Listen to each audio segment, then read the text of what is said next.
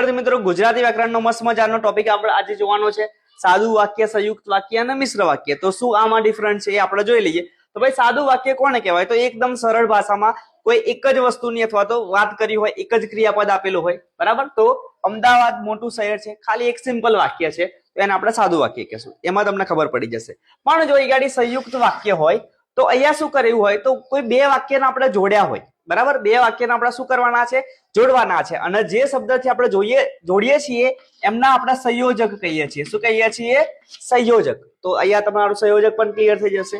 તો સંયોજકો કયા કયા છે? તો ને, અને, તેથી, માટે, તો પણ, તેમ, અથવા, કેમ, પછી કેમ કે, કારણ કે, નહીતર, આ બધા શબ્દોથી કોઈ બે વાક્યનો જોડ્યા હોય તો એ બની જશે આપણું સંયુક્ત વાક્ય, બરાબર। બે વાક્યને આપણે ભેગા કરવાના છે, સંયુક્ત કરવાના છે, બરાબર। મને તાવ આવતો હતો છતાં હું નિશાળે ગયો, તો એ ગાડી બે વાક્ય અલગ અલગ છે અને બેને આપણે જોઈન કર્યા છે। આનું તમે બીજું કોઈ ઉદાહરણ પણ આપણે બનાવી શકતા હશો, બરાબર। તો ચાલો મિશ્ર વાક્ય અહીંયા શું કહે છે કે ભાઈ બે વાક્યને આપણે મિશ્ર કરવાના છે। એક આપણું મુખ્ય વાક્ય હશે અને બીજું એક એના પરથી ગૌણ વાક્ય હશે।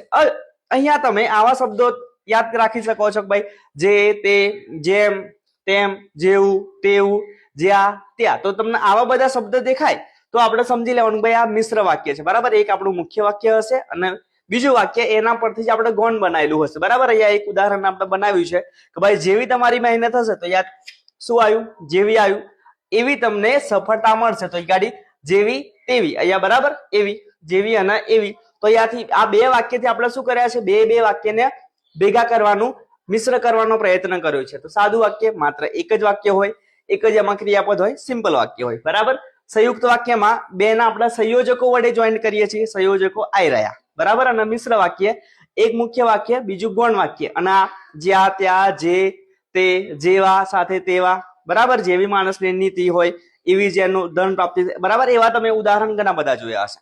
તો આપણે ગુજરાતી આપણો વિષય છે નહીં, પણ આપણે તમને થોડુંક સારું શીખવાડવાનો પ્રયત્ન કરીએ છીએ। તો સરસ મજાનું ગણિત શીખવા, ગુજરાતી શીખવા મારી સાથે જોડાયેલા રહો અને તમારા મિત્રો કે જે ટેટ 1 અને ગુજરાત પોલીસની તૈયારી કરે છે એમને આ વિડીયો મોકલી આપો। Thank you.